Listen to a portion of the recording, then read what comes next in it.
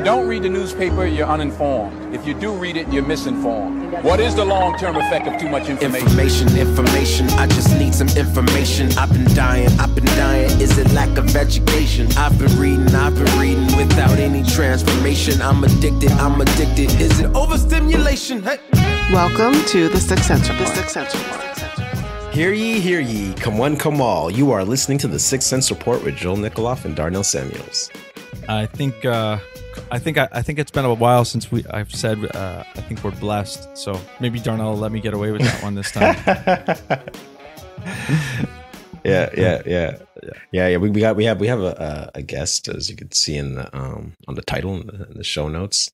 First, we want to thank one of our listeners for requesting the show. And Sans. Yeah, John Dansby. We mentioned a couple weeks ago with some, I think maybe it was a couple months ago now with some funky Facebook comment weird stuff or notifications, and then tagging of comments as I don't know what it was. It was very peculiar. But anyways, he also sent me a message, introducing us to our guest and his podcast. Professor Dr. Steve McMullen and his podcast Faithful Economy. He basically focused in on a particular disagreement between pastors and economists, and so we reached out to Steve to see if he would join us, and so we're grateful. And it's great to be here. Yeah, thanks for coming. For the listeners, Professor Steve McMullen is an associate professor of economics at Hope College, an executive editor for his for the journal Faith and Economics, host of the podcast Faithful Economy, and fellow at the Oxford Center for Animal Ethics, and senior fellow at Seneca Media. His research interests include inequality, consumerism, education policy, animal and environmental ethics, and theology. Did I miss anything, Steve? My research interests change almost by the month, but that list is still pretty, that's still pretty good because that covers a lot. Yeah. Okay. For the listeners, can you give us some background on yourself, just as a person? Yeah, sure. I grew up in Minnesota. I'm working in Michigan now. Obviously, my background professionally is as an economist. That's where all my education is, and it's only as a scholar after I became a professor that I started really digging into theology and philosophy. Really? And yeah, it was. Partly it's because in graduate school you're all dialed in and focused on something really narrow.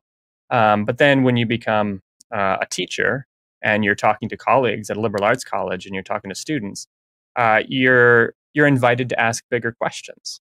Right? And I started reading theology, and you have more time also to read than in grad school. So I started reading and thinking about Reformed theology in particular, because I was working at Calvin College over in Grand Rapids, where that's just something that all the faculty are expected to do. And I kind of got hooked, and then I got into animal ethics and environmental ethics as well, and that sort of got me into philosophical moral philosophy as well.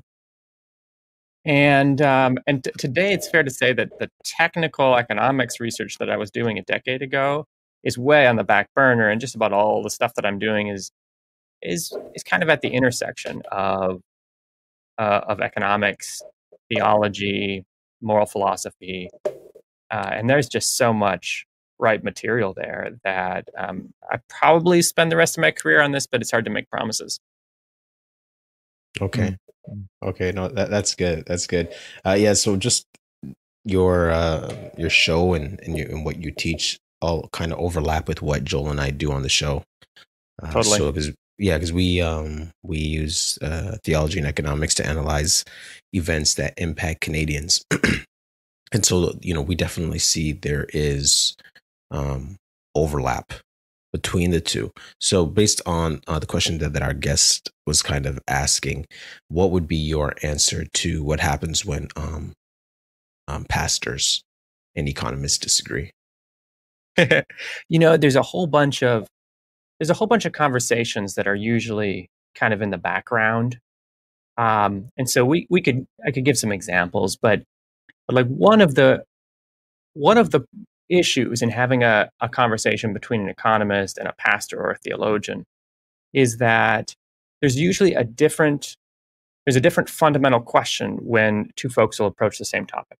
So if you talk to an public policy person and they're thinking about food stamps, for example, I actually don't know much about the welfare state in Canada and the names of programs, but food stamps is basic food support in the U.S.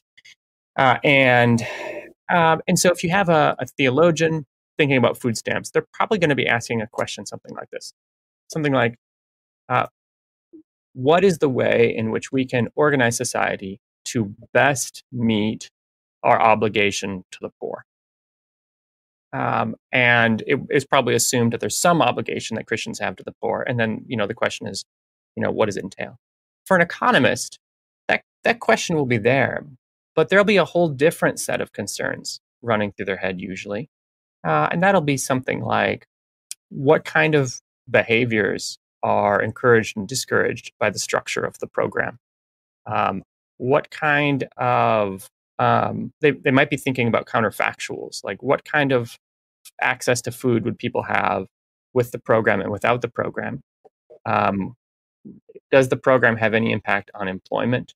Does it influence people to make different career decisions, different neighborhood living decisions, all these other kinds of things? And so right from the start, the pastor, or theologian, the economist will be clued into a different set of questions, and then that will result in possibly, without some maybe long conversation, some immediate disagreement that feels weird to both parties. Does that make sense? Yeah, and maybe I'm maybe this isn't totally right, but I was wondering, is there an aspect of sort of they're in their own compartment, compartmentalization a little bit, like, the pastor's thinking in one box, the econ policy person is in another, and so to some extent, if I think about it sort of even as a Venn diagram, sometimes there's a failure to sort of see where the overlap is in terms of, the disagreement. Yeah, I think that's right. There's the kind of conversation that economists are used to having is one about how to effectively meet a particular goal. The conversation that theologians and pastors are used to having is, what should our goals be? And when you're in one box or the other, it actually takes more work than we realize sometimes to take a step out and actually do a really good job asking the other question. And so our specialization, frankly, and our training kind of gets in the way sometimes, unless you really have good listening skills and you're both able to communicate real clearly. Yeah, and I was also thinking, like, sort of as a second dimension to that, like, that even the person, like, I think about the econ policy person, right? They're also in a context that they're sort of forced to think incrementally, right? As opposed to, asking the really big question of, is the food stamp program as a whole an effective means? Right. So if I step into because the way and this might sort of align with, I don't know if you still do this, but early on in your podcast, it seemed like you asked the same question of like, what is, and I'm going to brutalize the question because I don't quite remember how you said it, but something like you would ask your guests, how do you see the, Christianity and economics, coming together? And I won't say that this is a perfect quote, but I think I've usually said the Bible and Christianity gives us a prescription, a lot of what we should do, but economics is the tools we use to figure out what's the efficient way to actually achieve that. Yeah, and that's a fine answer, and a good sense of probably the way economists often think about what we're doing. Because you're right, economists are often thinking on the margin. We're going to ask our first question about food stamp program is not going to be sort of a broad one. It's going to be pretty narrow. It's like, on what margin could we change policy or law or implementation to make this program slightly better? right? That's kind of that's the first easiest question for an economist to ask, right? And the first easiest question for a theologian to ask is something like, what does the kingdom of God look like? Right? Because that's the conversation that theologians are trained to have. We need both of them desperately, obviously. But yeah, it's a different ball game. Well, and see the reason I sort of, have been sort of narrowing in a little bit on, and I sort of talked about scaling up is I think about, the merging those two conversations to ask sort of the mutual question of, okay, what are we called to do? And let's say on a community level from a, church perspective, and then using the economist perspective to speak about how do we do that efficiently. The reason I bring that up is asking that sort of aggregate gets us to say, okay, where should we be going? So if I go back to the food stamp example, if where we should be going is sort of creating an environment that will actually be more productive, and we ignore sort of where we are, we can now sort of maybe look at the changes incrementally might be much different than the incremental change of, okay, how do I make the current system, more efficient? Yeah. That's right. I mean, there's going to be different margins that you can think to work on, and one would be the margin of like the way the programs and policies shape community life, right? And the way community life is going to shape interaction with the policy.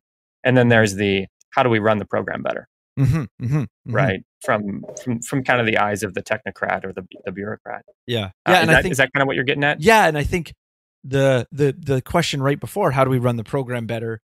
I think sometimes the economist, without the conversation with the theologian, might fail to go, wait, we might want to run a program slightly better right now, but leave the ability to fundamentally make changes so that it aligns. That might be true. Particularly in the public policy world, there's a really strong constraint imposed. If you're working in like a think tank or something and you're writing policy reports, there's a really strong constraint imposed by the political process. And there's a lot of pressure to produce ideas that will be useful to someone as a policymaker. And maybe it's in a particular political party or whatnot. But that means what's politically possible, or at least politically interesting to leaders, does impose a pretty strong constraint on what kinds of things people propose. So I've been working with an organization called the Center for Public Justice in Washington, D.C. to think through what a paid family leave policy would look like in the U.S. It's a topic of some debate in the U.S. right now in Congress. And it's really interesting to first ask the question, what kind of policy is ideal? And then second, ask the question, okay, what would we propose that might have a chance of actually influencing what is going to happen in the political realm? And those are different. And, frankly, the policy world is shaped pretty heavily by that constraint. Yeah. And so I think this is a great example where I would think about the Christian sort of perspective.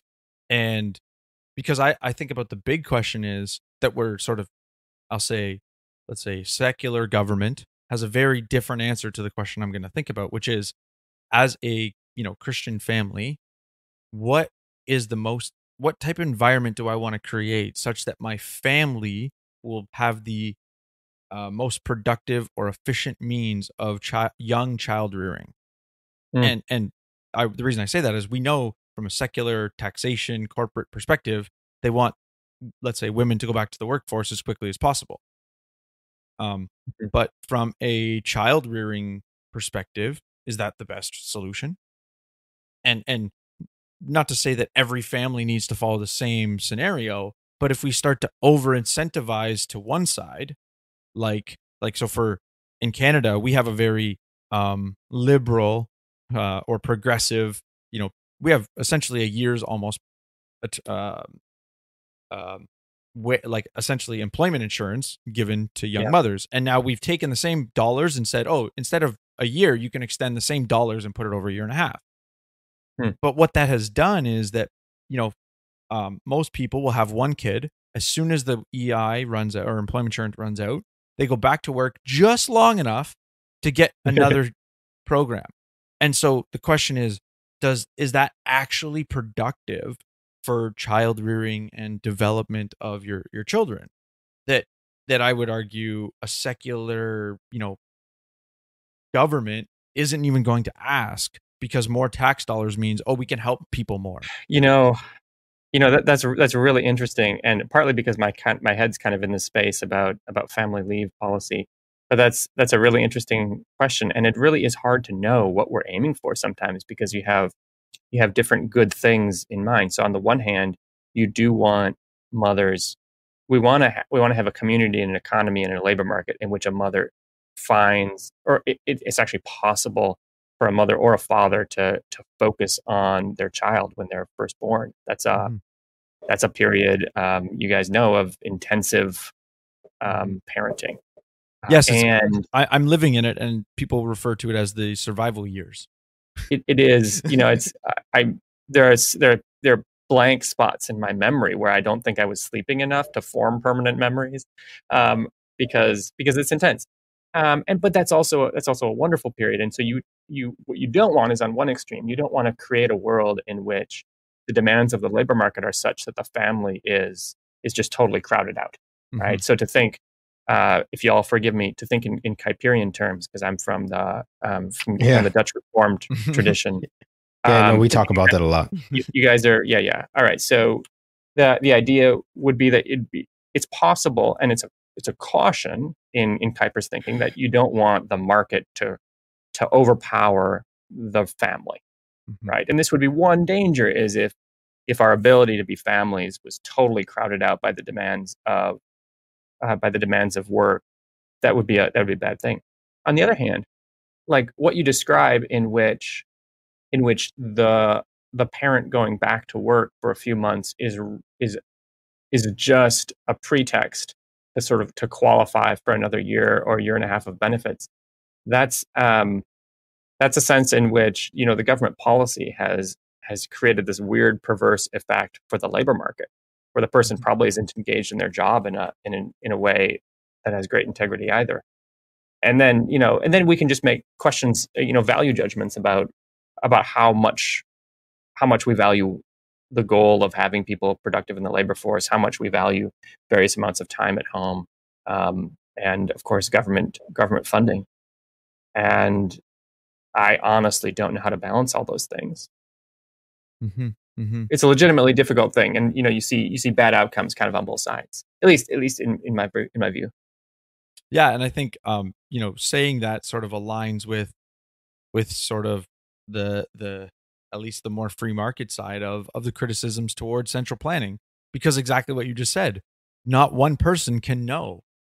And if I would speculate that every family is going to be a little bit different, and there are already incentives to some extent to go back to the workforce, and for the family that has, let's say, is not as well off, maybe the solution would have been to go back to work for 4 years before having another child, whereas the family who's more well off doesn't go back to work at all. And so neither one of those outcomes occur, because they both have an additional government or intervention that changes the incentive structure. Now, I'm sure people could come up with a scenario where the incentive structure works out to be a benefit and works out positively for the family that was already planning to have 2 kids 2 years apart and go back to work. Right now they end up better off.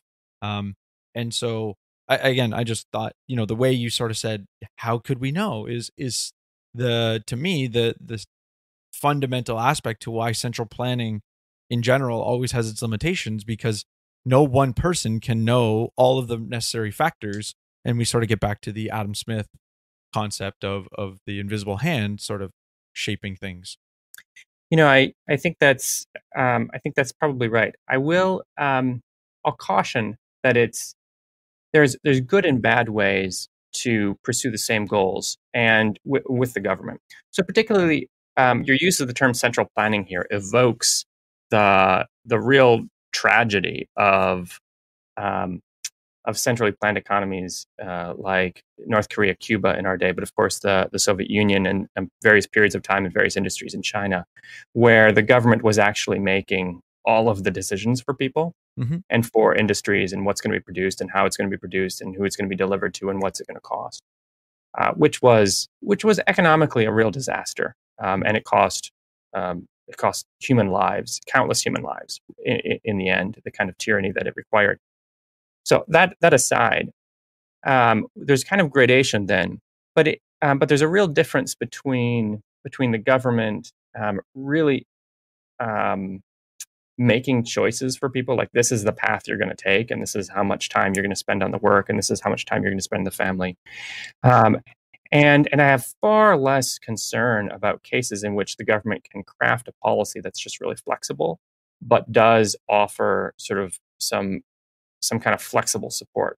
So I don't have trouble with the government offering flexible and sort of open-ended kinds of benefits.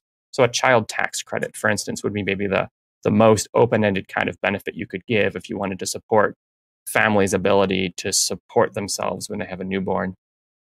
And maybe the most restrictive, where the government is making the most choices for you, would be one in which the government says you can only have a child during these years and you have to take this amount of time off if you want any benefit. And it requires that you leave in employment for exactly this amount of time or something like that.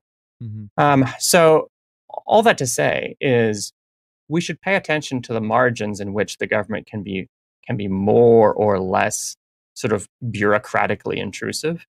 And I agree we should try to lean toward governments making fewer decisions for people, but that doesn't necessarily rule out some government support, if that makes sense. Yeah, I mean, then the question becomes, for any given support, the question that I think unfortunately sort of gets left out of the public discourse, whether it's in the policy background is a separate question, which would be a little bit more your area. But in the public discourse, it's all about intended consequences, and the unintended consequences are sort of ignored. From a selling of your policy, and the reason I bring that up is that I've been very disillusioned, maybe is the right word, with the way politicians fail to go, okay, here's how we're going to judge the effectiveness of the program so that we can reevaluate it after we've implemented it. Yeah, that's not the way politics works. Exactly. And so, but if the things that we're trying to achieve are actually the goal, then that's what we should be doing. Yeah, and I agree. And this is where I think economists have something real to add to the conversation, is a really strong focus on all of the different kinds of ways in which people's behavior will be shaped by policies. And if you dig into the economics literature on various government social programs, for instance, it's just full of really good detailed studies that show, right, here's the counterfactual. If we had the program different, this is the kind of outcome we'd get because people would behave differently, and then we'd get this. And with the government program, these people's behavior change differently, we get these kinds of results. Now, these studies are hard to do. They take a long time. It takes a long time for the studies to sort of build up and for them to impact policy. And the timeline we're talking about is decades here. So it's decades of research, and then another decade for the political realm to catch up. But ideally, I do think this is a place where economists can really add something. I would note, though, that there's a tendency among economists to focus on the unintended consequences, in part because they're so easily ignored in the political process. And they're also so easy to ignore just for the layperson, right? Because the layperson thinking, is food stamps a good idea? They'll have, or is paid leave a good idea? They'll have a few high priority kind of intuitions. One might be just the question of, how much do people need the benefit? How much help is it going to give them? And there might be an intuition about whether or not it's okay for somebody to receive aid from the government. Some people will think that's just fine, and others will not think that's a great thing, that we should avoid it. the Economist is asking a whole bunch of other questions, right? Like, how is this going to impact the person's incentives to go to work or stay home or these kinds of things? Now, here's the problem, though. Economists will focus so much on those behavioral responses, and sometimes we forget to ask the first question about justice. What does a just world look like? What is our primary goal here? The primary goal might be like the number of children that are going hungry, and so this is where talking with theologians is really helpful, because economists will focus so much on the trade-offs that we'll forget until we start talking to a theologian. The theologian will say, you know what, I actually think it's worth all those costs to make sure children don't go hungry. Mm-hmm. And the economist will say, wait a second, you're not thinking about the trade-offs. And the theologian replies, no, I don't care about the trade-offs. I actually just think the first priority is children shouldn't go hungry. And you realize, again, we're asking very different questions, and we need both of those people, right? Because we need both the clear-eyed moral priorities, and then we need the economist to say, okay, all right, fine. We don't want children to go hungry. You're right. I agree with that upon even a small amount of reflection. Now let's talk about how to bring that world about in the best way, right? And then the conversation begins, I think. Mm-hmm. You need both the moral priority to be made clear, Mm-hmm. and the relative importance of different priorities. And then you need, the real detailed focus on what's going to happen when we put these programs in place. Mm-hmm. Which is why I love doing kind of the theology, the philosophy, and the economics all together, is because these conversations, I think, are really fruitful, and sometimes there's some real value added. Yep. And I feel like that's where you guys are operating too, is living in this kind of space where we're asking the moral questions, but also thinking about implementation. That feels like your sweet spot from what I know. Yeah, no, it definitely is. Especially like you just mentioned about, pastors being concerned with justice. And, when you look at, right now we're in the social justice era, and a lot of pastors are forced in a good way, I guess, to really contemplate policy and theology. On November 8th, 2019, we did an episode on Jemar Tisby's book. He's the host of Pass the Mic. And before he was running the website, Reformed African American Network, which is now The Witness. And they're probably a little more left leaning on social justice issues. And Jemar Tisby, in his book, The Color of Compromise, in it, he said, and I quoted him, and he said, humbly, he admits that he's no economist. And I was like, okay, well, that's where the problem lies. So in his book, he argues that the church was reluctant to help Blacks in the past, so we must be eager to correct our wrongs in the present.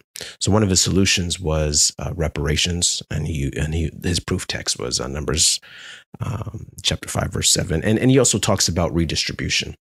And so in light of that, I just finished reading the book, How Should We Then Live? By Francis Schaeffer, and in it, which is a book about the rise and decline of Western thought and culture, which is very helpful to help me think about how did we get here. And so in the book, he talks about the Reformed Church being silent on the issue of slavery and capitalism.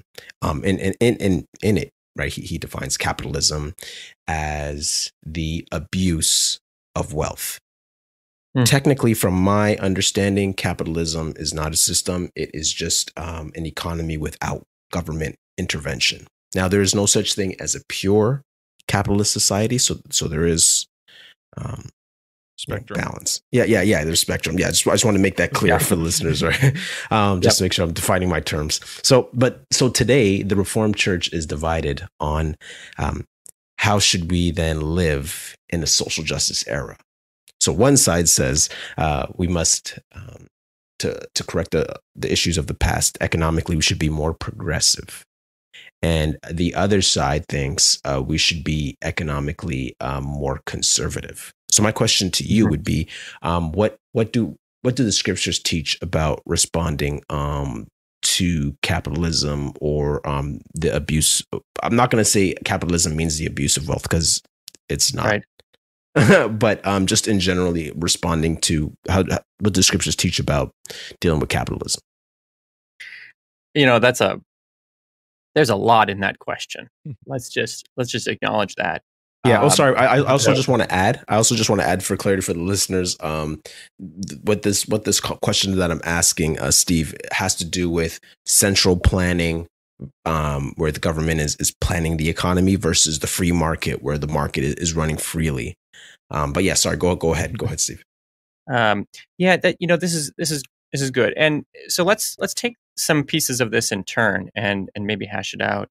Like the reparations question, I think we can separate it in some sense from the question about the way the church should think about market economies or capitalism, which would be connected to like, how should we think about capitalism? Does it involve necessarily the abuse of wealth and power or something of the sort? And then central planning is its own thing, which we've talked about a little bit. So let me start by noting that when we're thinking about market economies, and about capitalism, you're entirely right. There's a kind of a spectrum, and I like to think about. I like to leave that tent really big. As far as I'm concerned, the more progressive, left-leaning, planned economies in Western Europe compared to the U.S. Are they're capitalists, and in the U.S. we're capitalists, and China is slowly inching toward market economies in some parts. Although I think there's been some backward movement there. I like to think of a capitalist economy as just an economy in which doesn't mean there's no government, but anytime you have most of the choices being made in a decentralized fashion, producers and consumers producing and consuming what they want, how they want, by and large, then you're dealing with a market economy. And then the real question becomes: there's two big questions arise. One is like, is there an alternative to that kind of decentralized decision making for production and consumption? I don't think there is. So then the question for the church, which is to say that central planning of the kind that I described, where those decisions are being made by the government, has been a historic and catastrophic humanitarian failure, and just the place of just catastrophic injustice. So if you put that aside and then ask, what should the posture of the church be toward the kind of big tent of different kinds of market economies? Well, then there's lots of room, I think, for disagreement that's legitimate and fair, because what we get from Scripture is not a clear condemnation of this kind of decentralized decision making, or a clear endorsement. What we get is a clear condemnation of abuse of economic power against those who are poor. And what we get is a clear endorsement of using what God has given us to promote the good of those around us. But those kinds of priorities, they don't answer the question about whether or not we should have a more generous family leave policy from the U.S. government. There's in my view, there's just plenty of room for Christians to disagree on that. What I do think we could say, and you might hear a desire on my part to try to leave open lots of ground for Christians to have conversations, and not say that the Christian way is on the progressive side or the conservative side, because I just don't think that's the kind of judgment we can make responsibly. But what I think we can do is we can say, maybe a figure like Ayn Rand is out of bounds, not in all of her philosophy and economics, but in what seems to be the idea that we don't have obligations to those around us. I don't think Christians can hold that. I think we have to acknowledge that God says we have economic, material obligations to help care for those around us. And then the open question is, right? The open question is how should we do it? Would you agree there's also a question of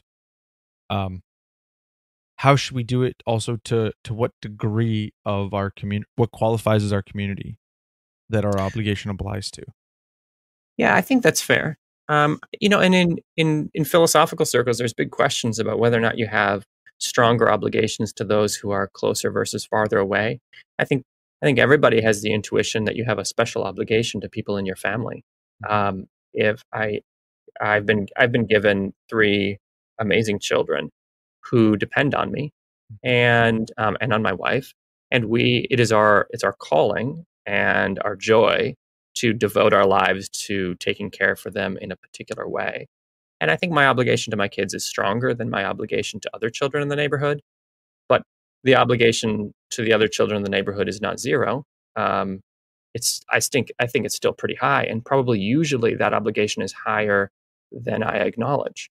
Like my default weakness will be to ignore those obligations to others, and more than I should. But yeah, I'm not 100% sure what you're thinking about in that question, but that would be my first thought. Yeah, no, that's good. It's just more so along the lines of, especially when it comes to dealing with racism, I find that racism has become a doctrine in the sense of an economic principle. So it's a variable that must be calculated in your so having these conversations and trying not to misrepresent anybody. The idea is that, or just even from my observation from doing this show and doing all this studying, that racism is an economic principle now, right? Okay, yeah. good. So here's the thing: is in politics today and in the academy, this is certainly true. There's a lot of attention to race, certainly to race and gender and sexuality. This is but also I just would add also, like, because for the listeners, right, the idea is that economics is in a sense the science of making choices, the redistribution of or the reallocation of scarce resources. So in that decision making, you have the variable of racism. But yeah, go ahead. And there are totally areas in economics where we have to pay really close attention to questions of race, because there's basic questions of justice involved when we start talking about racism, right? And we want to build a society in which people are able to do what they're called to do by God, and racism will get in the way of that, right? And we've built structures historically that have oppressed and created grave injustice, particularly for Black Americans. And again, I confess I don't know Canada's history as well, although I sense that in Canada you guys are coming to terms, just as we are in the U.S., with your history with Native people, and like that is a real thing, and it is an economic thing. In that Jim Crow South was an economic regime that systematically excluded Black Americans from a whole bunch of areas of public life. Right? There's property they couldn't own, businesses they couldn't own, banks they couldn't participate in, loans they couldn't get, schools they couldn't go to. So every area, public offices they couldn't hold. Every area of public life that is properly economic was also impacted in a real way. And so in that sense, it is, right? Economics, racism is often deeply economic when it's instantiated in structures. And so we're coming to terms with that. Now,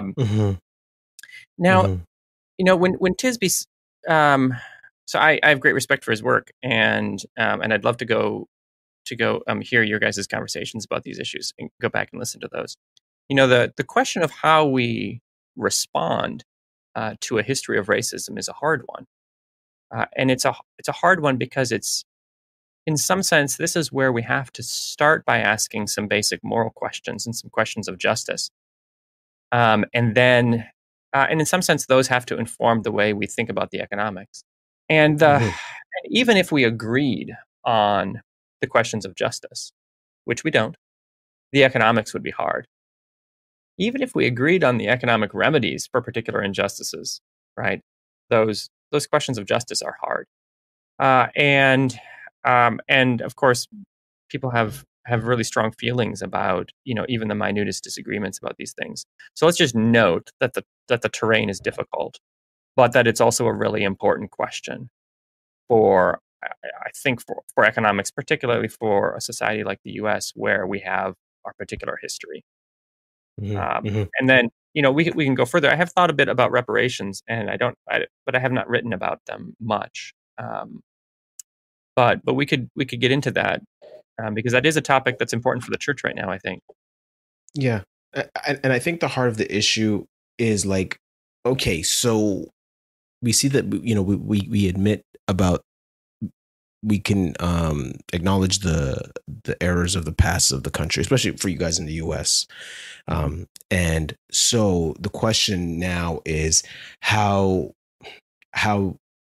do Black people progress in society? And so the argument is, okay, well, because the government messed up in the past, then they should be responsible for, helping give Black people a future.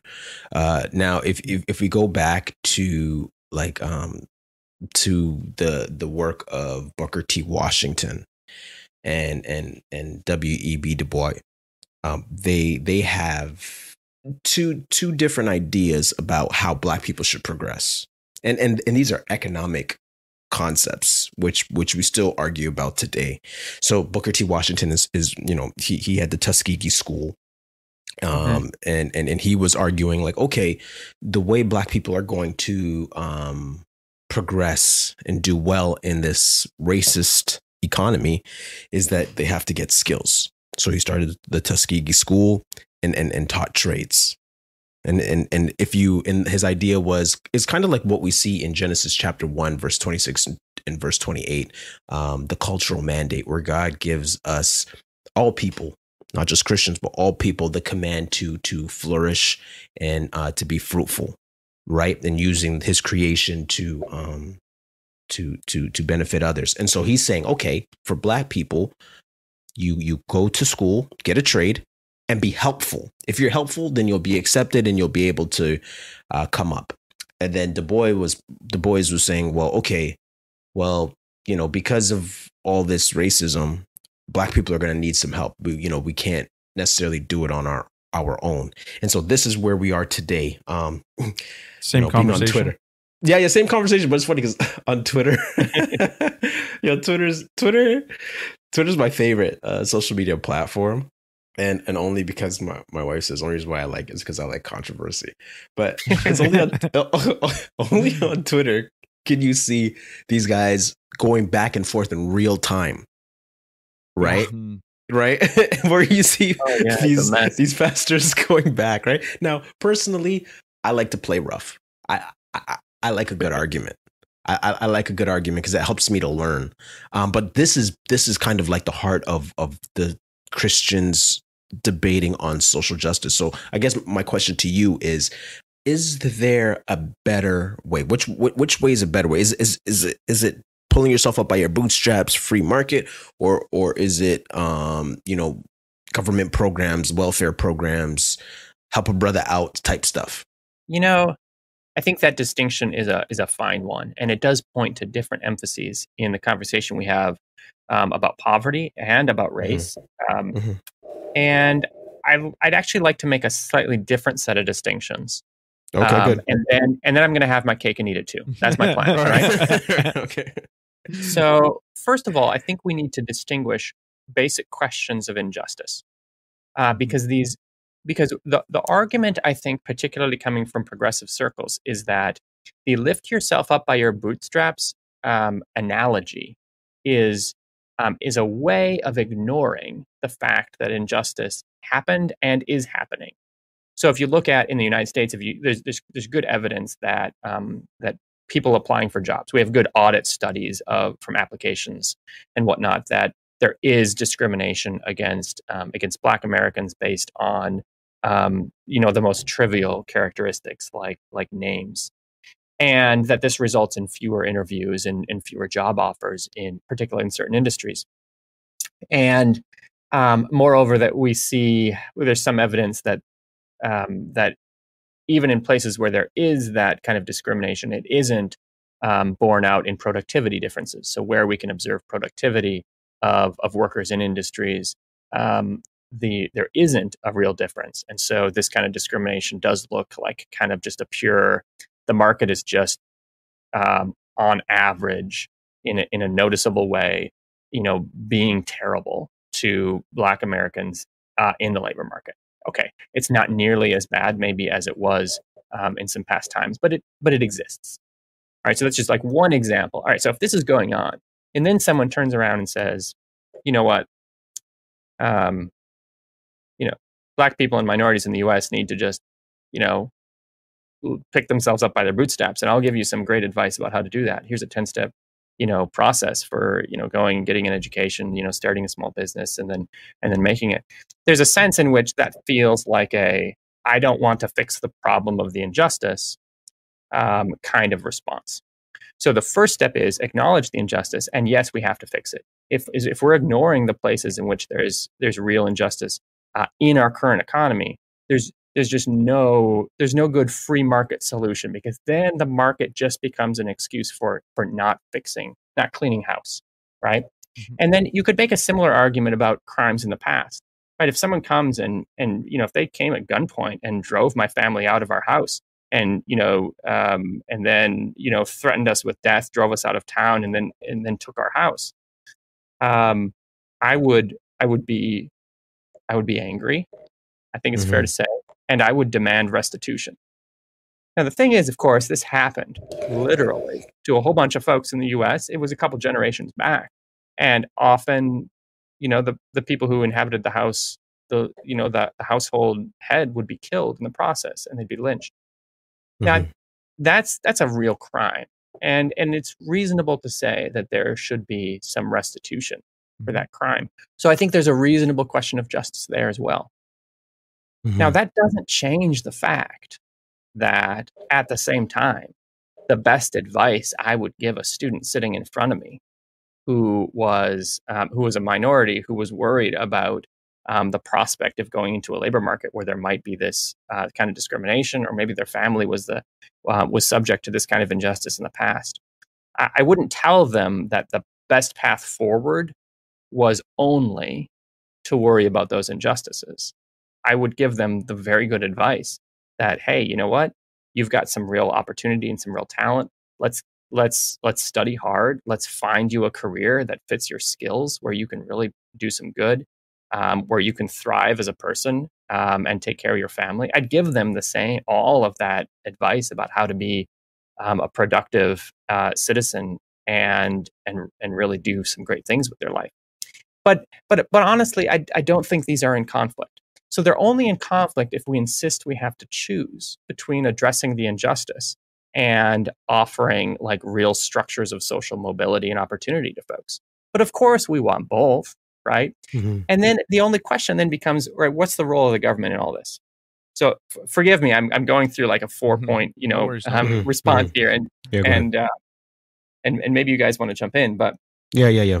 Don't worry. Yeah, the hard question then is where's the government in all of this?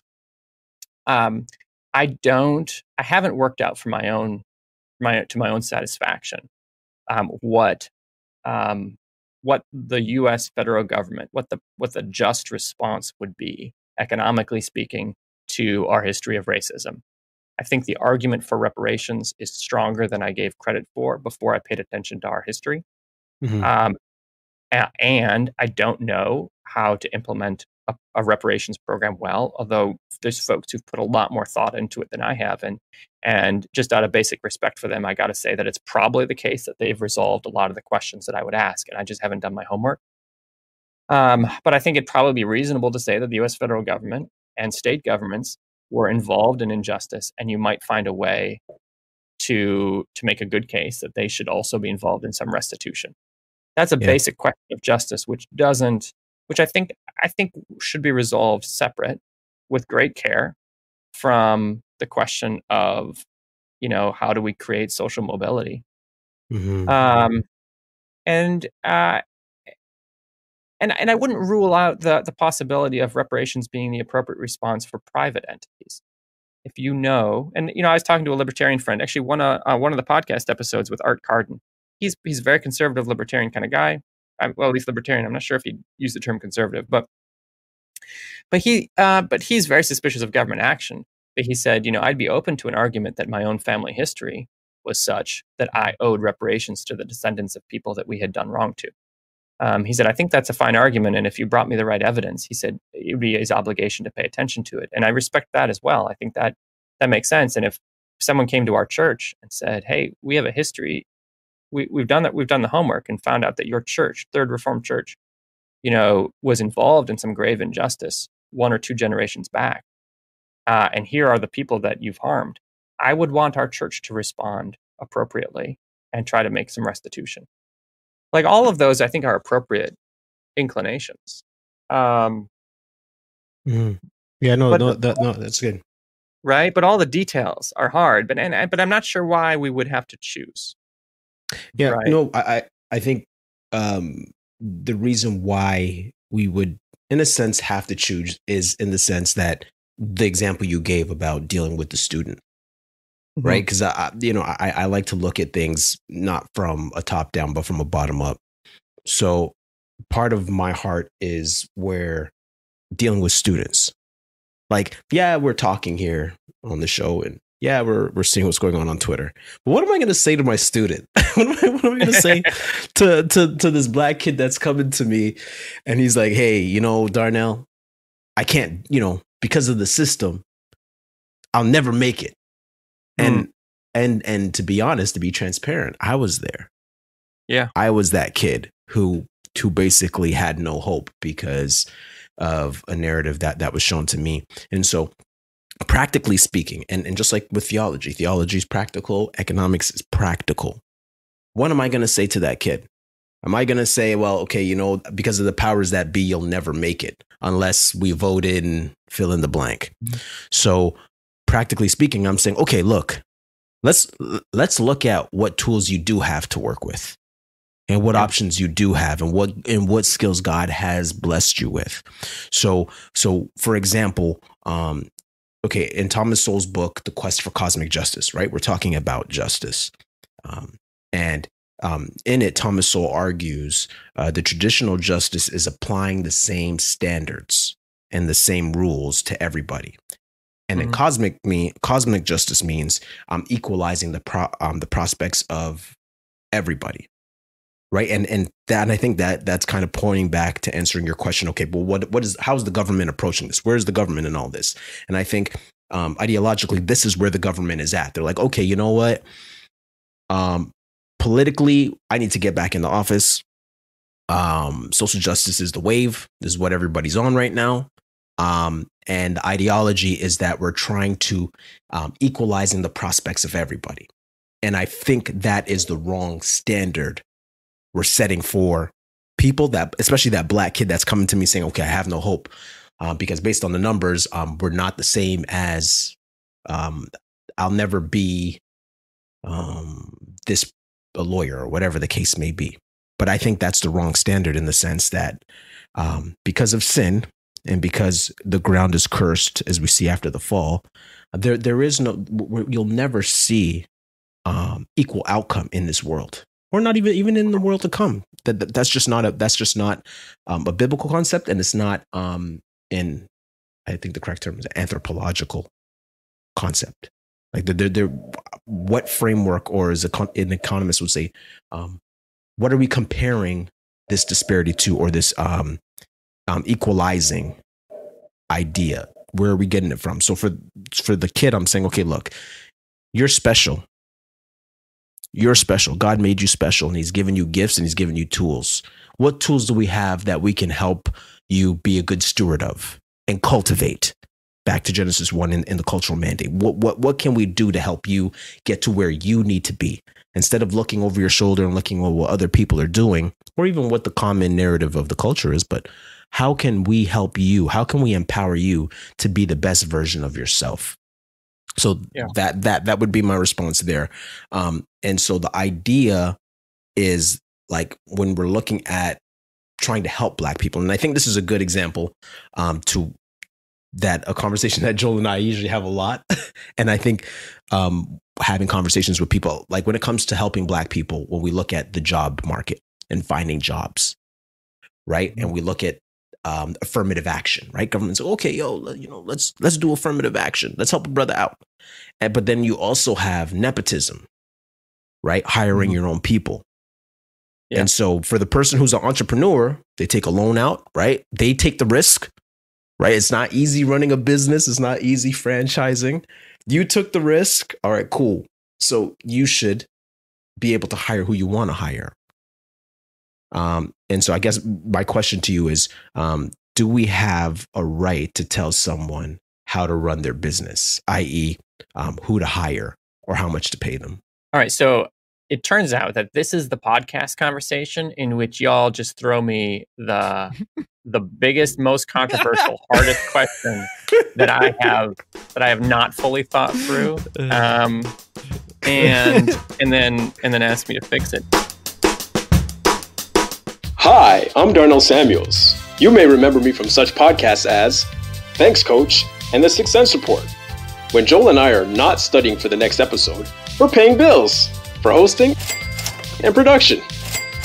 If you want to help us out, you can make a donation of any amount by clicking the Buy Me a Coffee link in the show notes. If you broke, don't worry about it. You can subscribe and leave us a review on your podcast catcher. If you did this already, then you can share the show with a friend. Joel, Jeezy, and I appreciate your support. Now back to our regularly scheduled program.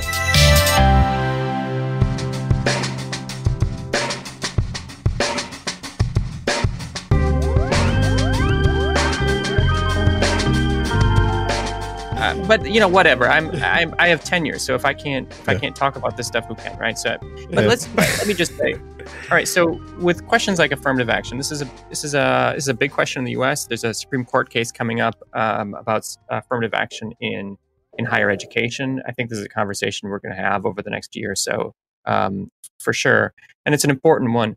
I'll tell you, I haven't thought carefully about the questions of justice involved here. So I'm going to give you my gut response, but I might change my mind tomorrow.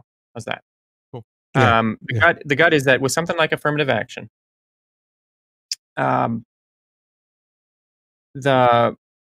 my first question would be to ask how well it works. Right. So the underlying kind of vision of justice that I'm going to lean back on, which I think is similar but not exactly the same as what Thomas Sowell's are articulating in what you just talked through. My sense is that we want to create an economy in which people have a real substantive opportunity to do the things they're called to do by God, right? Which is not the same thing as equality of outcomes. It's a kind of equality of opportunity, but it's a focus on whether or not people are being left out of really the important parts of commercial life and public life and family life. If we have some structure in place that's making these basic kinds of participation in public life hard or difficult or impossible, then we got to take a look at those structures and those laws and those elements of our life together and give them a real scrutiny and energy to reform. That's kind of the big picture of justice. And so then when you think about something like racial discrimination in the labor market, affirmative action is a particular blunt tool to try to fix a real problem, and it's a really controversial one. And my question would be, how well is it working? And I don't know the answer. To the extent that it works really well, I'd be open to saying we should have rules in place that punish employers who are blatantly discriminating, or who we have good evidence are discriminating. Particularly if that has real good effects to bring about the kind of economy that I just described as the one that I would think would be just. But there are real hard questions, right? I don't rule out the possibility that in doing so, we would also be doing a kind of injustice, right? If you have somebody who is who's started their own small business and they've been working really hard to build it up to the point where they could hire a good friend of theirs who they know to be really good at the job they want them to do, and they want to get them out of a bad job and get them into their small business with them. There's a sense in which that kind of hiring, like, I built this business to try to be able to go into business with my friend. There's nothing wrong with that inclination or that goal. And yet that's also a kind of nepotism, right? You're hiring someone for a job because they're your friend, right? And because you know them, and that's automatically going to rule out other qualified candidates that are not in your social circle, that maybe don't, live next door or go to church or are part of your family. So on the one hand, I accept that entrepreneur is doing something that's probably fundamentally good. And yet, I also accept that the kind of practice where people are hiring folks because they look like them and talk like them and have the same connections that they have, that in aggregate, that's a terrible way to run an economy. Mm-hmm. Right. So I can't resolve that tension.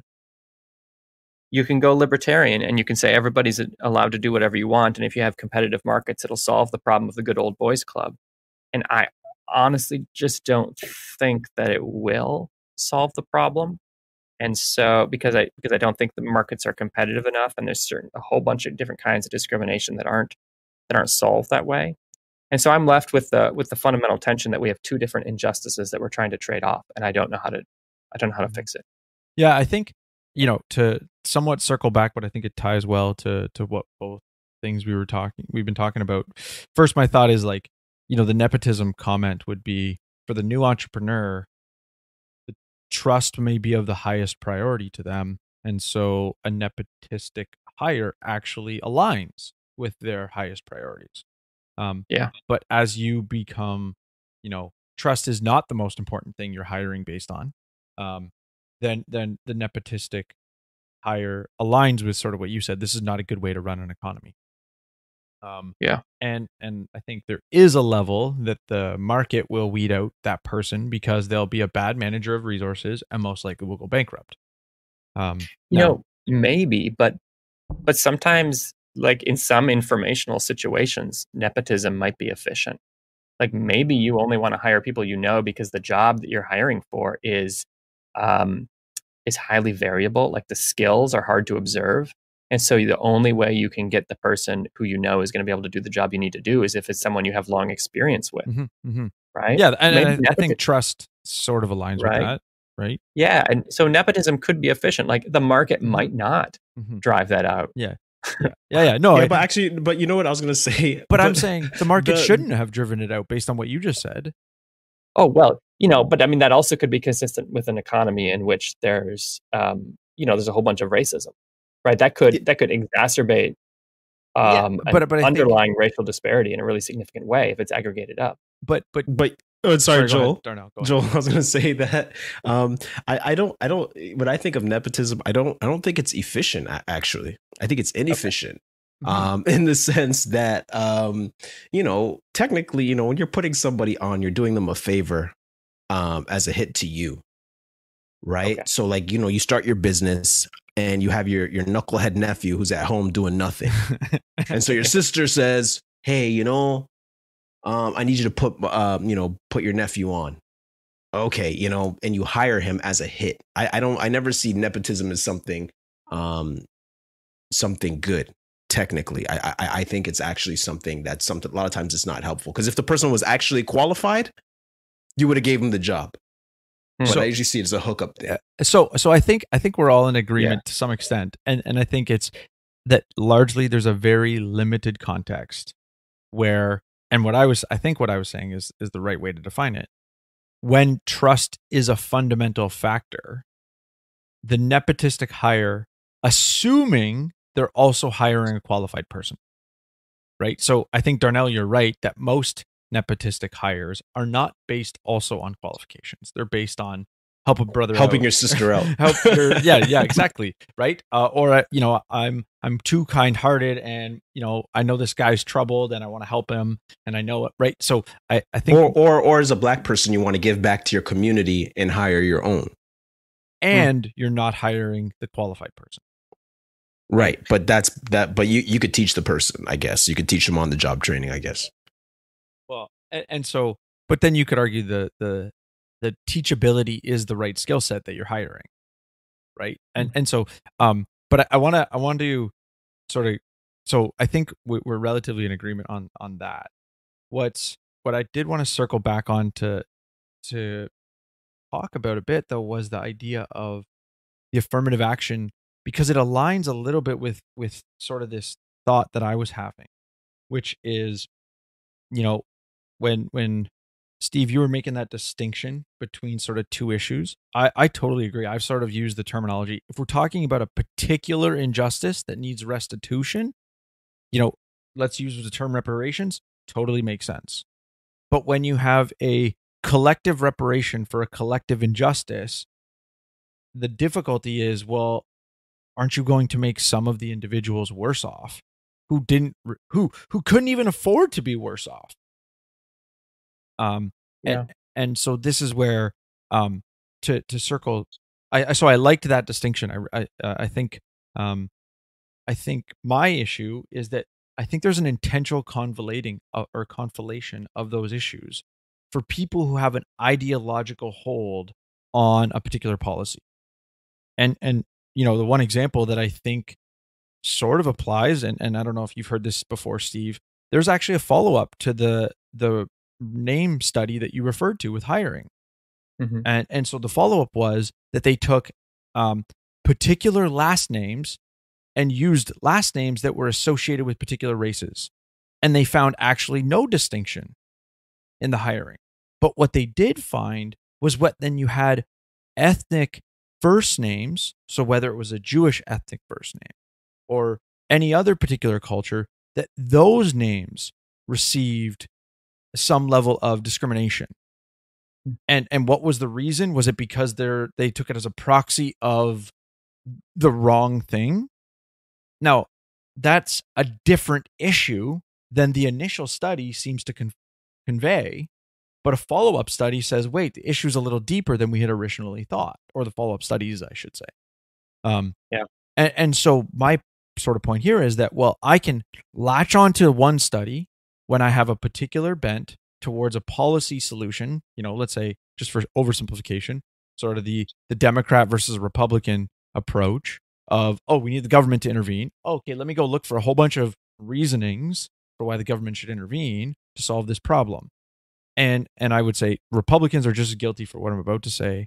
I find, and I do align with your libertarian, person you referred to earlier, where I think too often we fail to say, okay, let's say we're calling something a market failure, and that's a big term just for, even though maybe people don't use it, I'm just, you could argue, the wrong people were hired because of racism. Okay, that's a market failure, right? Like, we fail to evaluate, first off, what are the causes of this market failure? Is it because the government already intervened? Is it because the government regulation that's there is causing perverse incentives? Instead, we go, here's a symptom in the current economy. How do we solve the symptoms? Without really digging into the cause and effect of, the outcome. And that's where I think the particular study you brought up sort of demonstrates that, well, when we look at the one study, it's aligning with our ideological bent, potentially. Not you necessarily, but people that jump on it. But if let's do the really hard work of digging in and understanding, we might realize, okay, this is a much deeper or different issue than we had originally perceived. I think that's totally fair. And the best advice I can have for folks is, we're all subject to this particular kind of danger, is that we see the results of particular studies or particular arguments that support something that we already hold on to, of course, and we subject that argument or that study to less scrutiny. And the best kind of habit that we can build up is to, for arguments, consider, go out of your way to consider the best possible argument that you disagree with. And then for studies, to try to look at whole literatures, right? Look at the follow-up studies and look at other studies that are doing similar kinds of experiments in other ways, and see if across lots of different kinds of evidence you come up with similar results. And that's really important. That's kind of an intellectual habit that we need to cultivate, along with just charity for people we disagree with. It helps us to listen better, and that's something that I just have to work on constantly. As an academic, it's like a high priority to constantly remind myself to be critical of the things I agree with, if that makes sense, right? And to read people that are coming from different perspectives. that aside, I think the discrimination studies, that follow-up is very interesting. There's a pretty big literature of people doing these kinds of experiments in different ways. And I think there's pretty strong evidence that there is race-based discrimination in hiring. I think there's some disagreement about how much that kind of discrimination that we can observe in an audit study actually results in different equilibrium wages or different real opportunities. That's, I think, where the literature needs to go, is to figure out like what the real outcome is for people in the labor market, because having a different callback rate it's not easy to infer from that differences in real wage outcomes, for instance, or something like that. But there's a lot of work being done. That it's a really important area that smart people are working on, and they'll continue to do it. It's funny. I was thinking about what you said was a good point. Like, like race is going to be a factor in the hiring, and I think it's always doesn't matter how you're going to slice it. I hold to the view that racism is amoral, and everybody's a racist, and so it depends if you're a good one or a bad one. Right. So the idea is that when I say amoral, like it's not good or bad. It depends on the context you put it in. So for example, affirmative action is a racist policy, but it's a good one. Right. And right. In the sense that it's a legal structure that has a preference for particular racial groups or something like that. Right. Yeah. Right. So, and that's what I'm saying. Like, yeah, like, well, when I go back to my previous point about the economic concept of race, now it's an actual variable you have to calculate. But again, and I think me just nuancing the point that it's amoral. So it could be immoral or moral. It depends on the context that it's put in. Now, some people policy wise, they would say that, okay, affirmative action is not helpful, but whatever the case may be. But I just wanted to nuance that point. But moving on, I wanted to talk about welfare, because that's another point of contention between Christians and how should we help those in need, right? Give a man a fish or teach a man to fish. In the book, When Helping Hurts, How to Alleviate Poverty Without Hurting the Poor, and Yourself, by Brian Fickert and Steve Colbert. And the authors argue that sometimes helping can be harmful, right? And they give this really cool analogy of a doctor misdiagnosing their patient. Yes, the doctor's trying to help their patient, but if the doctor misdiagnoses the patient's ailment, then they can actually and they misdiagnose or give the wrong prescription to, well, if they misdiagnose and they give the wrong prescription to the patient, they can actually hurt the patient or kill the patient. So when we are trying to help, and we need, especially as Christians, because we're called to love our neighbor, when helping, we have to use our brains and not just our hearts, and really think through, like, what does it actually look like, and what are the implications of helping this person, and what is their problem? And so as Christians, how do we help those in need without hurting them? And so my question to you is, looking at welfare, some people say, we our last episode, we talked about universal basic income and the welfare trap. And this is one of those things where, we see that Thomas Sowell, and I can't remember what book it was, but he did some research on how Black people were progressing at one point prior to I can't remember the president's name, Lyndon Johnson, and his policy, the Better Way Forward. I can't remember what it was. It was the Great It's the Great Society, I think, or something like that. But essentially, after those policies, he was arguing, it actually put Black people into a welfare trap, and it started to incentivize bad behavior. And so prior to that policy, Black people were doing well. So I just wanted to get your opinion on like welfare and Christians helping, and so forth.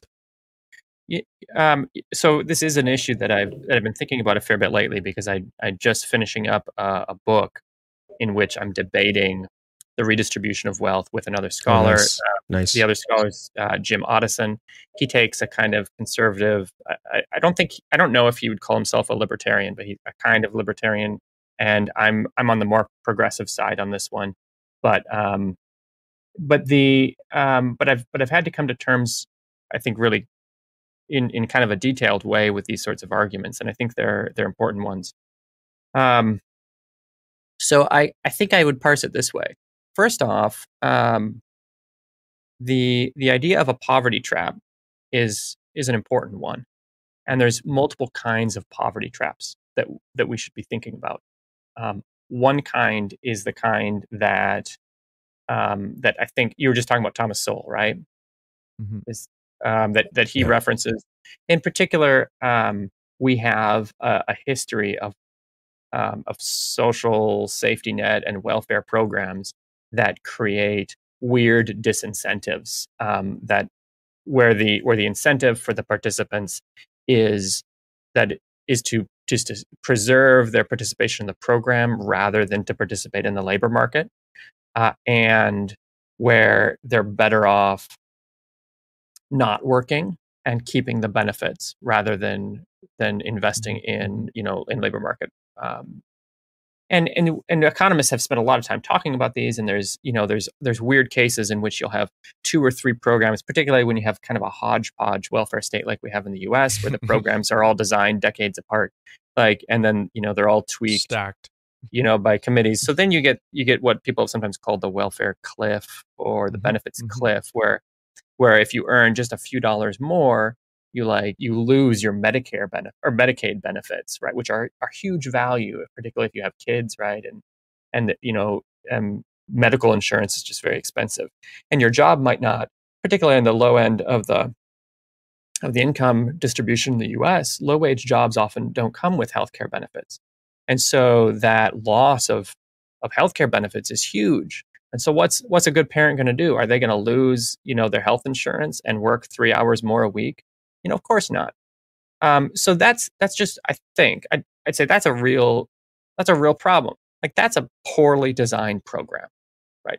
Off the top, you don't want to create a terrible choice, tragic choice for people who are already in a bad situation, and say you have to choose between this program and working and building a career.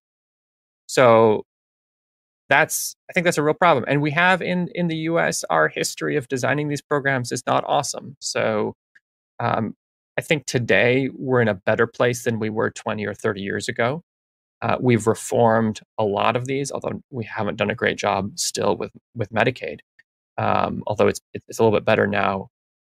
We haven't totally come to terms with all of those problems, but it's better in that there are fewer of those weird bad incentives, and we can measure and we can keep track of these, and it's really complicated work, but you can go and you can figure out what the incentives are for working, what the marginal take-home pay would be after you lose benefits and whatnot at various margins, and you can figure out where you're creating these perverse incentives. So that's an important work to do. On the flip side, there's also another kind of poverty trap that folks on the progressive side worry about, and that is that you could have a situation where folks are not, they honestly don't have the resources to invest in kids so that those kids have the opportunities as they grow up to be productive. And sometimes things that you wouldn't think would make a huge impact kind of do. We have, for example, some good studies that the rollout, again, going back to Medicaid, which is, I should specify for those who don't read about government programs all the time, Medicaid is medical insurance for people who are in poverty in the US, more or less. So the rollout of Medicaid and food stamps, we have studies on both of these. Turns out the rollout has really positive long-term impacts for the kids in the families that first got those benefits. Like the difference between not having any insurance and having insurance, which was which was a real thing when we were rolling out Medicaid, that the kids that grew up with basic nutrition and because of the government program did way better over their lifetime than the kids who didn't have those benefits. And the same thing with Medicare. We have really good long-term now studies of what happened to the families that got those initial healthcare benefits versus those who didn't have healthcare benefits, yet even at a young age. And the result is some of these studies are showing that the government is actually saving money because the long-term program participation for these kids and the long-term productivity and therefore the tax revenue that they produce is such that they were better giving them food and healthcare as a kid because their long-term trajectory is so much better, and then the government actually gets a little bit of a return, or at minimum it offsets the cost of those programs to a significant degree when you take a whole lifetime in view. So that's a different kind of poverty trap. That's the poverty trap that says we have folks in bad enough situations in poverty in the U.S.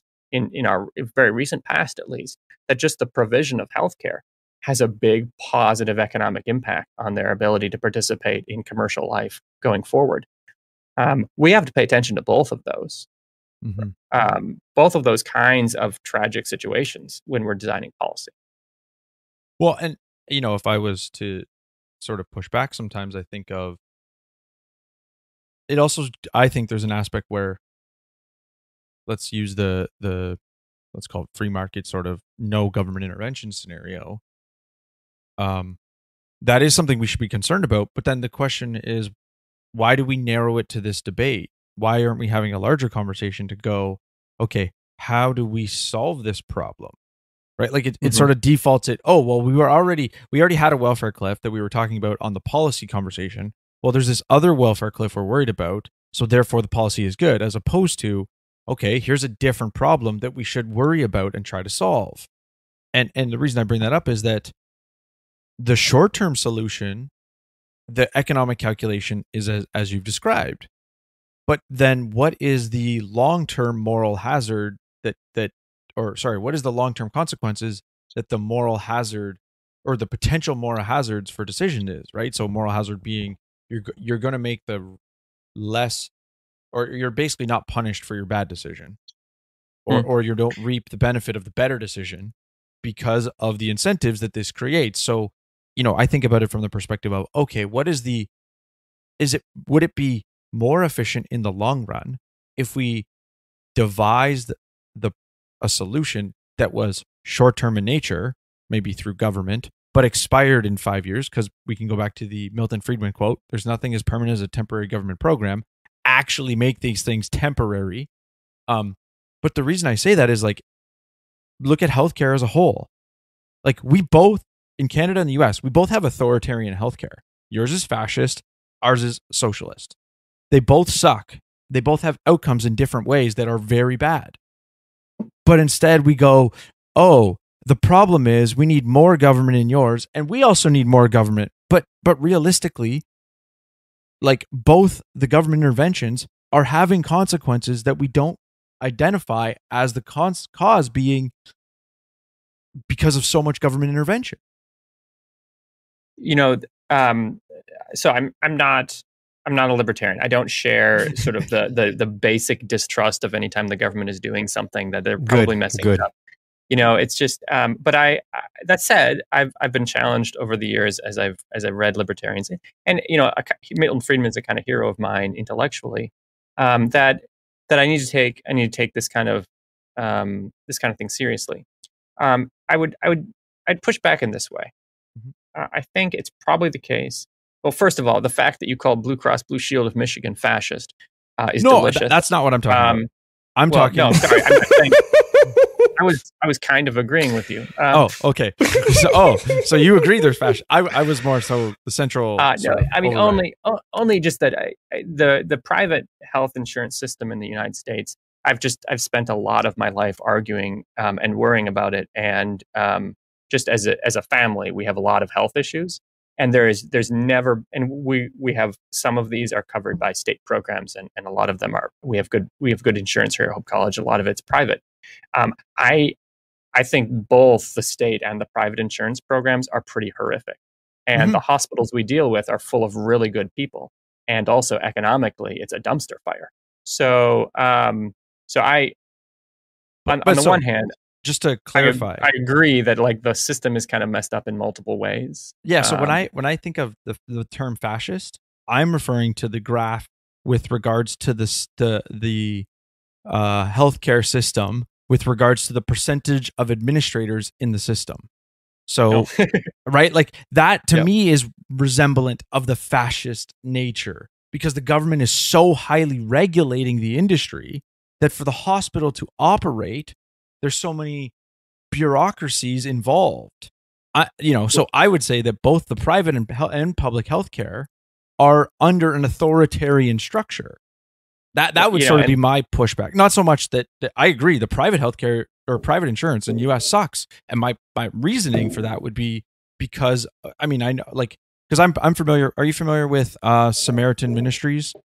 I am not, no. So they run a program of sort of a cost sharing insurance program. So you have a fee, and when you have bills, you upload your bill, and there is a community that would contribute to your bills. But this program is also now negotiating privately with hospitals, and those hospitals are like, okay, you're not an insurance program. We don't have to worry about this ridiculous like billing system, codings, percentage discounts based on all these and where does all that come from? It comes from the regulation and the bureaucracy involved with this industry. And so there's also very free market scenarios with regards to doctors who are saying, okay, you will have a private sort of club scenario. You pay $50 a month, and now that's you come and have appointments out as needed. I'm sure there's probably a limitation on the number of appointments that I can give you under that program. But this is where, to me, the private industry is sort of too easily considered to be the free market solution when they're so embedded with the government that they're really semi-cronyist, not really free market. And so that's why I say I look at both US and Canada as highly authoritarian healthcare systems, because the government is so deeply involved in healthcare. And I would argue this is a catalyst to why we were the last 2 years, but that's a whole nother conversation. So I won't go down that road too much, but I just wanted to make that point of clarification, because I appreciate the pushback that you're giving, but I would say like I'm sort of pointing in a slightly different direction. Okay, that's fair. And actually throwing around the word fascist is just a little bit of a problem. And so definitions are actually really helpful. So that's really good. Because every listener will hear something else with something different, right? When they hear, especially with Antifa using the word and conflating it even further. And it's kind of like the word capitalism, kind of like the word socialism. And if someone complains about socialism, I honestly never know whether or not I am the person they're complaining about, because I think we should have government and there should be some social programs and whatnot. But so defining terms is very helpful. I think I'd agree with you. I think we would probably end up disagreeing about what direction we ought to move, maybe on some margins. But I would also agree that there are lots of places in the U.S. Healthcare system right now where we're, I don't know about the Canadian system as well, I confess, where probably more market competition is the answer, and that there's a lack of market competition in some cases because of government action, right? That we have created a system in which, through regulation, there is your certificate of need type stuff, right? Right. Like what we end up having is an abuse of power, and the abuse of power isn't actually by a government agency. It's by a single firm that dominates a particular market and owns all the hospitals and also owns the insurance company, by the way. And the result is that there's no position in that market for folks to observe prices and go to a different doctor because this one is charging too much for my knee replacement surgery. So that in that sense, the market is not functioning. And at the same time, it is. I'm open to the idea that in some situations in the U.S. healthcare system, we could move either toward more government or toward less government, and either way, we might be in a better situation in terms of outcomes for folks. Well, and I but- think what you're sort of saying too is a fundamentally different way that government is involved, even. Yes, and I think that's the key is particularly in healthcare, which is just a really weird market in a lot of ways, and the fact that we have health and healthcare insurance that changes the market in really weird ways. And I don't think going without insurance or going without some cost sharing mechanism, private or public, is an option for folks because of the catastrophic kinds of costs that you can get really easily. The kind of risk we're dealing with is really substantial. So we're dealing with kind of second best situations no matter how we do it.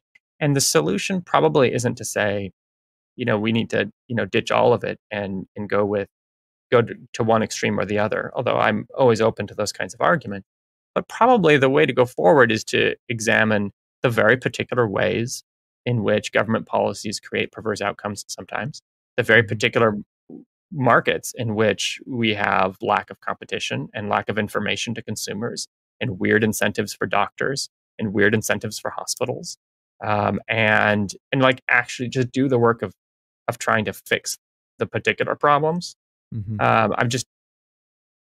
It's just really complicated, and I'm not drawn to we need to ditch the system kind of arguments as much as I am like we need to fix particular problems in the system kind of arguments. And that probably betrays the kind of work on the margin mentality that I've inherited as an economist. But healthcare's a mess. Oh yeah, no, and I mean we definitely have. I would say we have an ideological tie to this like equal outcome with healthcare, right? Oh yeah. While at the same time we don't actually have that. The wealthy still have access. It's only the uber wealthy that have access in Canada, right? So think about it from a sports team. Sports teams have all their own doctors, all their own machines, all their own they all get the MRI tomorrow. We have to wait 3 months or whatever, right? And so, there's this, and I would say it becomes a political debate issue, right? The liberals make it sound like the conservatives want you to lose your free healthcare, while the conservatives might be promoting an idea of like, hey, we need to add some private options to relieve the backlog of our system, which on its surface sounds great. And I would say, oh, of course, the conservative is going to, wait till they get the donations from one guy and all of his family members, and somehow his family got the only contract with no other, right? So that sort of problem is going to potentially occur as well, and so there's going to be criticisms to go around on both, both ideas or proposed solutions, but I would say, going back to somewhat of what we discussed before, that the political realm sort of perverts the conversation on some of these solutions. You might be right. I'm sympathetic to the argument that even without government intervention in the healthcare market, that you would still have some really weird things going on, just with the prevalence of and I think the important role for private health insurance. That just private health insurance itself, which I think is important, that it on its own, it creates really weird incentives for customers and for doctors, and creates a whole kind of bureaucracy. And in the US, we only recently got rid of the problem of someone not having insurance or having a pre-existing condition problem, where if you get sick and you don't have insurance, then you can't get private insurance. Right. And you get these which makes perfect business sense, but also humanitarian. It's terrible. That someone could find that the market will not serve them because they are sick. Well, and I guess so the question I would have there. Let me just finish the thought. Sorry. So that's all to say that I think that there are real problems to be solved that I think would require some government rule setting and market creation, basically. And there's a real role for government here that would be kind of inevitable. And I'm totally open to the idea that the government has created real problems that need to be fixed, if that makes sense. Yeah. So I sort of had two sort of questions to clarify what you're referring to. So the one with regards to the pre-existing condition, the question that comes to my mind is, have we forced private individuals to bear the burden, as opposed to having an actual more so government program? So, using Medicaid as an oversimplification of, government insurance, as a Mhm. means to solve that problem, instead of forcing insurance companies to ignore that, and therefore all policies have to go up to account for such costs. Yeah. I mean, in the US, the Obamacare, I should say, Affordable Care Act legislation actually did both. So it expanded Medicaid and to a bigger group of people. And it also changed the rules for private insurance so that you could not exclude people because of pre-existing conditions. And then there's actually one more piece that economists often thought was super important. That is, if you're going to allow people, or if you're going to require insurance companies to accept people because, regardless of their health history, well, then you also have to require people to buy insurance so that you don't have folks like hopping in and out of the insurance policy based on whether they're sick or healthy.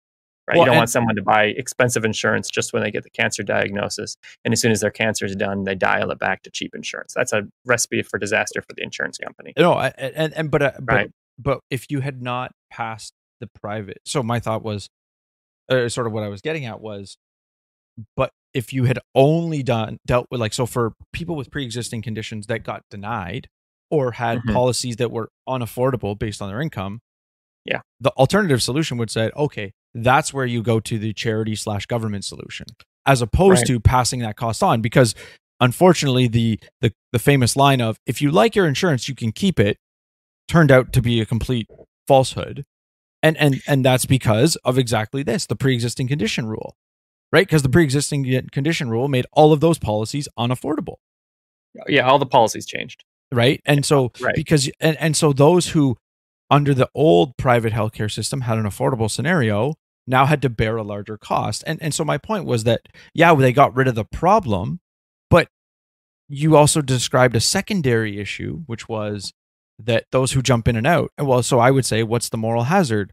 Well, the moral hazard was, to some extent, because if I think about insurance, technically catastrophic healthcare insurance would likely be the same cost of life insurance, because the likelihood of those two things are roughly the same if I get the policy when I'm 20 years old and have no pre-existing condition, or as a parent when my child is born and I sign let's say the dilemma becomes, oh, you're going to commit to a lifetime policy, right? Because I mean, to some extent that would be the way that you would mitigate that.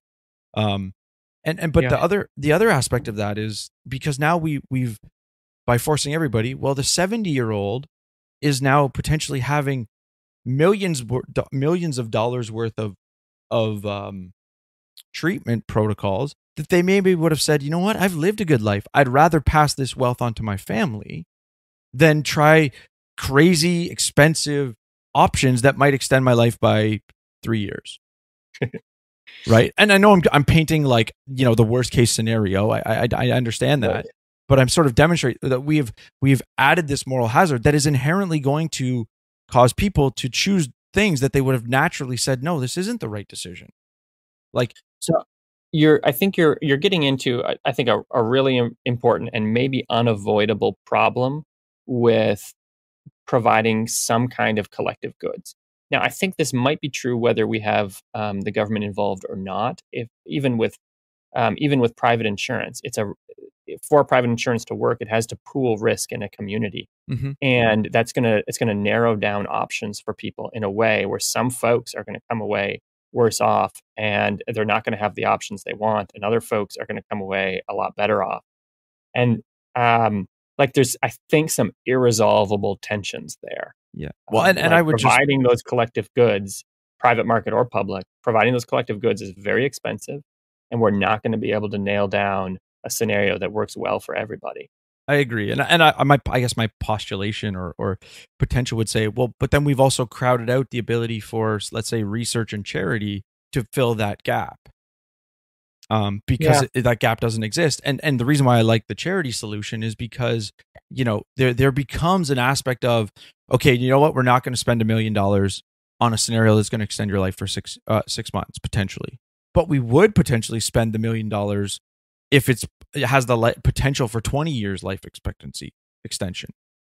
Right. Yeah. Like, and so, getting or even the government, but the dilemma becomes, people see it as like, well, the government can't say no. but we somehow allow a charity to say no. And so, there's this dilemma that we get stuck in, the idea that, it goes back to, Ludwig von Mises and the economic calculation problem with sort of the anti-socialist argument that prices communicate information. And when we remove that prices conversation, people are going to make decisions that they would not have otherwise made. And sometimes the prices are a barrier that we want to, as a collective society, say, hey, no, we want to help that person. And so I think we sort of acknowledge the same goal and recognize that there's a lot of conversation to have and a lot of ways to solve it. And every solution, unfortunately, is going to have negative consequences. And I'd point out just one other thing, and that is that there's a underlying disagreement between different folks on kind of like what kind of world could we have if we did something different. So this came out in the debate book with Jim Otteson. I think by the end, one of the biggest points of disagreement between Jim and I is the assumption of how much private organizations would be able to pick up the slack if the government wasn't involved. So I was somewhat pessimistic about people's ability to get health insurance if they're very poor, if the government wasn't there. Jim is more optimistic. He thinks the market and private charity would do a pretty good job of covering that need. That's an empirical question. Like, we don't disagree about the mechanisms. We only disagree about how many people would, in the end, be left without health care. And I recognize that the disagreement is a reasonable one. But the disagreement also has a big impact on which system you think is better. If you think that there's going to be a lot of people who aren't getting basic health care if we didn't have some kind of government, safety net program, well, then you're more likely to think government is maybe a second best, but probably preferable to the alternative sort of solution. Whereas if you think the private market would do a pretty good job, and private charity and communities would do a pretty good job of picking up the pieces there and would, in the end, be able to provide basic care to everyone, well, then the government program looks like a pretty bad idea. Yeah. Well, and that's where I would say I love the idea of localized solutions as much as possible, because it allows the competition and creates the data to be able to evaluate those differences. But yeah, no, I think you've raised some really good points on sort of that diverge of thought that does exist. Yeah. Well, thanks for your time. Steve, Hey, it was very helpful in clarifying this somewhat confusing issue sometimes. Hey, you know what? We've covered a lot of ground, and I'm scribbling notes in front of me, and I realize as I scan across them that this is a lot of stuff, and it's a lot of fun. But each of the issues that we've talked about is like complicated and huge and hard. So and necessary, but necessary to talk about. That's true. These are all really important questions. They're ones I care about deeply, and I really appreciate you guys, wanting to have this set of conversations. They're just really important. Yep. Mhm. Yep. Yeah, definitely. So if the listeners want to get in touch with you, what's the best way? Well, my email is public out there, so I'm not afraid to tell you. You can send me a note, McMullen@hope.edu if you wanna converse. On social media, I'm mostly on Facebook. I have a Twitter presence and LinkedIn. I got to tell you, Twitter is just the most inhumane fire hose of It's a cesspool. It's a terribleness. I've tried to cultivate connections to some really cool economists. There's so many good people on Twitter. Mhm. It's not my favorite medium. So you can follow me on Twitter and don't expect much, right? Keep your expectations really low. Once every couple of months, I will check in, and that's about it. Yes. Twitter's a great place for my otherwise, smart aleckness. Otherwise some people like the medium. It doesn't fit my attention span and whatnot. Otherwise the best way to follow my work, I have a website, stevemcmullen.com, and I'm available through Hope College and on Google. It's just not at all hard to find me because my name is not that common. And I'm always happy to hear from people. So, Awesome. And then of course, Faithful Economy, the podcast, which we have a kind of an economic scholarly bent to it. I only do interviews and then sort of academic events and panels and whatnot is kind of our niche. But we've been releasing episodes very slowly because my life is crazy. But certainly check that out if you're interested in these kinds of things. Yeah, definitely. I'll put all that in the show notes page, and we really appreciate your time, and hopefully the audience learned some things and had some different perspectives that help them think through these issues. Yeah, I know I benefited from it. So thanks a lot, Steve. I really appreciate it. No problem. I'm 100% honest in saying that this was just a ton of fun, and I really appreciate your guys' time. Awesome. Thank you. Good. Here at the Sixth Sense Report, we aim to please. But you heard me? Does that make sense? Madden and Mitchell Media.